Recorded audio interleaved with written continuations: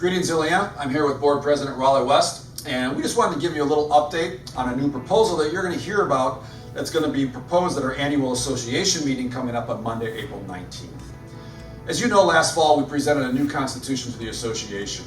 There were a lot of changes, mostly editorial in it, but the two big proposals we had were allowing for non-reformed association members and non-reformed board members. As you probably are aware, that proposal didn't pass, but it was close. We were disappointed by this. So over the last few months, we spent a lot of time listening to all the voices in our association. We met with a lot of churches, we met with pastors, elders, donors, community members, parents, to hear how they felt and how we can move forward as a school. We even invited all the supporting churches of Ileana to come to a meeting where they can hear our heart and we could actually hear theirs as well. In addition, we talked to our feeder schools about their practices and how we can line up more with them. Through a lot of listening, discussions, and prayer, the Board of Ileana is bringing another proposal to the association. We view this as a grand compromise, and it moves the school forward in a direction that increases a sense of ownership, commitment, and aligns the school with our feeder schools. But it also affirms our commitment to teach our children and our grandchildren from a Reformed perspective. To highlight these changes, I'm going to throw it over to Raleigh, and you're going to hear from him about what we're proposing. Thanks, Dave. Thanks, Lance. Since the full proposal is available online, I want to spend just a couple minutes talking about how this proposal relates to the one we presented last fall.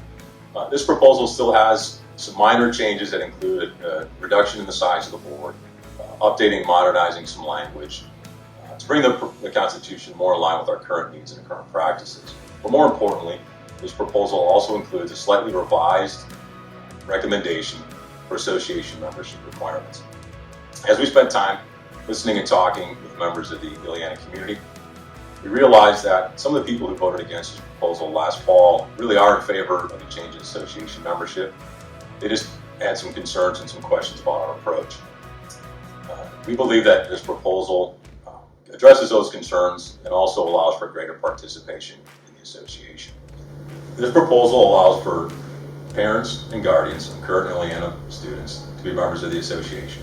In addition, allows for other supporters of Ileana to be members of the association if they meet certain requirements, such as endorsing the purpose of the school, the statement of faith, the Constitution, and the mission of the school, being committed to biblical, Christ-centered Reformed education, supporting the school financially with an annual contribution of $50 or more, which is an increase from our current level, and also being members of Christian, evangelical, Bible-based churches. We've also added a definition for evangelical in the Constitution to address concerns that were raised.